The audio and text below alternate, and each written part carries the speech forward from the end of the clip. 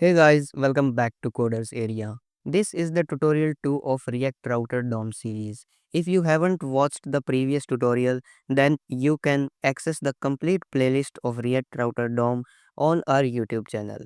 इस वीडियो में हम बात करने वाले हैं एक्टिव नैवलिंक्स के बारे में. Active navlinks highlight the link that matches the current route so users know which page they are currently on. For example इस इमेज में आप देख सकते हैं कि ये डॉट इंडिकेट कर रहा है कि हम अभी होम पेज के ऊपर है.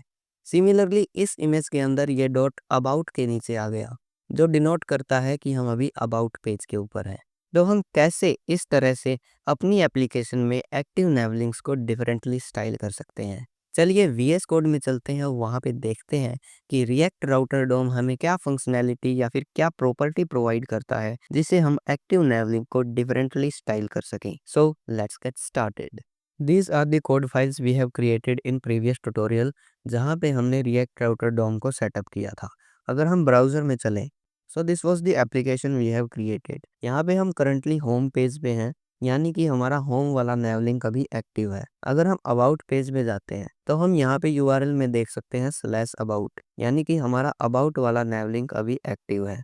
सिमिलरली फॉर फीचर्स, लेकिन UI के अंदर ये कहीं भी पता नहीं चल रहा कि हम कौन से पेज पे हैं जिससे कि यूज़र एक्सपीरियंस ख़राब होता है. तो हम कैसे एक्टिव नैवलिंक्स को डिफरेंटली स्टाइल कर सकते हैं, चलिए देखते हैं. हमें एक्टिव नैवलिंक्स को स्टाइल करने के लिए जो कोड लिखना है वो सिंपली हमारी हेडर फाइल में लिखना है.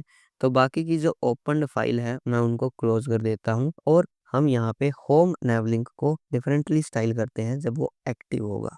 तो यहाँ पे हम क्लास नेम एट्रीब्यूट लेते हैं. इसके अंदर हम एक्सप्लिसिटली क्लास नेम्स देने के बजाय एक मेथड लिखेंगे जो कि कंडीशनली क्लास नेम्स को अप्लाई करेगा इस नैवलिंक के ऊपर. तो इस फंक्शन में सबसे पहले हम डिस्ट्रक्चर करते हैं एक फील्ड दैट इज एक्टिव. अब आपको ये फील्ड नेम इज एक्टिव ही लेना है क्योंकि जब हम किसी भी फील्ड को डिस्ट्रक्चर करते हैं तो उसके एग्जैक्ट नेम से करते हैं. अगर आप यहाँ पे राजू लिखेंगे तो वो काम नहीं करेगा, आपको यहाँ पे इज एक्टिव ही लिखना पड़ेगा. तो यहाँ पे हम इस फंक्शन को स्टार्ट करते हैं. यहाँ पे हम बैकटिक्स के अंदर सबसे पहले जावास्क्रिप्ट ओपन करेंगे और यहाँ पे चेक करेंगे कि ये नैवलिंक एक्टिव है या नहीं. अगर ये नैवलिंक एक्टिव है तो हमें डिफरेंट क्लास नेम्स यहाँ पे अप्लाई करनी है और जब एक्टिव नहीं है तो डिफरेंट क्लास नेम्स. तो जब ट्रू होगा तो हम ये क्लास नेम्स, ये जो सेट ऑफ क्लास नेम्स है ये रिटर्न करेंगे, इस पे अप्लाई करेंगे. नहीं तो हम ये वाली क्लास नेम्स इसके ऊपर अप्लाई करेंगे.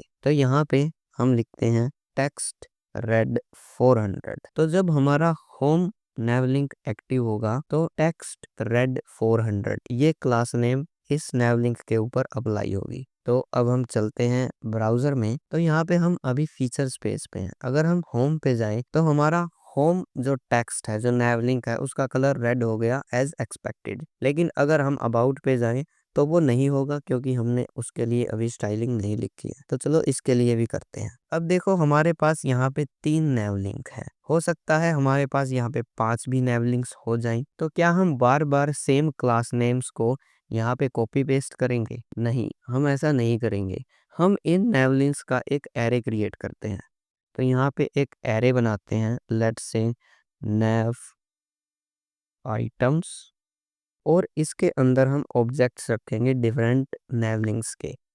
तो यहाँ पे हम टाइटल रख देते हैं नैवलिंक का. सबसे पहले होम लेते हैं और साथ में उसका पाथ. तो यहाँ पे होम का पाथ है स्लैश.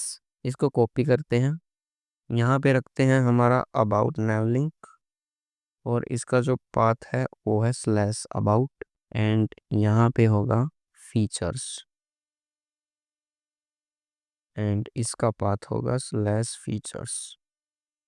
तो अब हम यहाँ पे क्या करेंगे, इन 3 नैवलिंक्स को करते हैं हम कमेंट आउट. मैं इनको रिमूव नहीं करूँगा आपके रेफरेंस के लिए. एंड यहाँ पे हम JSX के अंदर जावास्क्रिप्ट ओपन करेंगे यूजिंग कर्ली ब्रेसेस. तो हमने जो अभी नैव आइटम्स एरे बनाया है उसको हम यहाँ पे मैप करेंगे और जो इंडिविजुअल आइटम है इसके अंदर हम उसको आइटम कह देते हैं. और यहाँ पे हम रिटर्न करेंगे एक नैवलिंक टैग. इस टैग के अंदर जो टेक्स्ट होगा वो होगा इस आइटम का टाइटल एंड यहाँ पे इसके लिए हम पाथ सेट कर देते हैं यूजिंग एट्रीब्यूट टू, और इसके अंदर हम देंगे आइटम डॉट पाथ। अब अगर हम ब्राउज़र में जाएं तो आप देखिए हमें यहाँ पे कोई भी नैव लिंक देखने को नहीं मिल रहा। क्यों नहीं मिल रहा? क्योंकि हमने यहाँ पे करली ब्रेसेस का यूज़ किया है और हमें यहाँ पे रिटर्न कीवर्ड का यूज़ करना पड़ेगा एक्सप्लिसिटली। अब अगर हम देखें तो आप देख सकते हैं हमारे पास तीनों नैव लिंक्स आ चुके हैं, लेकिन आप इस रिटर्न कीवर्ड को अवॉइड भी कर सकते हैं और सिंपली करली ब्रेसेस की जगह पे ब्रैकेट्स का यूज़ कर सकते हैं। तो अगर आप ऐसा करते हैं तो भी आपको ये नैव लिंक्स अवेलेबल रहेंगे। अब हमने जो यहाँ पे क्लास नेम लिखी थी, इसको यहाँ से कॉपी करते हैं एंड यहाँ पे अप्लाई करते हैं। यहाँ पे हम इसको पेस्ट कर देते हैं। अब अगर हम ब्राउज़र में जाएं तो आप देख सकते हैं हम अभी अबाउट पेज पे हैं और जो अबाउट नैव लिंक का कलर है वो रेड है एज एक्सपेक्टेड। होम पे जाते हैं तो होम पेज का कलर, यहाँ पे होम नैव लिंक का कलर रेड हो गया। Similarly for the features. तो इस तरह से आप डिफरेंटली कैसे भी अपने नैव लिंक्स को, एक्टिव नैव लिंक्स को डिफरेंटली स्टाइल कर सकते हैं। अब अगर आपको कुछ क्लास नेम, कुछ स्टाइलिंग एक्टिव और नॉन एक्टिव दोनों लिंक्स के लिए कॉमन रखनी है, तो आप उस स्टाइलिंग को, उन क्लास नेम्स को इस जावास्क्रिप्ट ब्लॉक के बाहर लिख सकते हैं। जैसे कि अगर हम अंडरलाइन करें तो इस ब्लॉक के बाहर हम उस क्लास नेम को लिख सकते हैं। तो इससे होगा क्या, जो एक्टिव और नॉन एक्टिव दोनों नैव लिंक्स हैं वो अंडरलाइन हो जाएंगे। अगर आप इस ब्लॉक के अंदर नहीं लिखते हैं और चाहते हैं कि एक्टिव और नॉन एक्टिव दोनों पे ये स्टाइलिंग अप्लाई हो, तो आपको इसके अंदर भी लिखना पड़ेगा और इसके अंदर भी लिखना पड़ेगा। इससे अच्छा है आप इस ब्लॉक से बाहर ही जो कॉमन स्टाइलिंग है उसको रखें।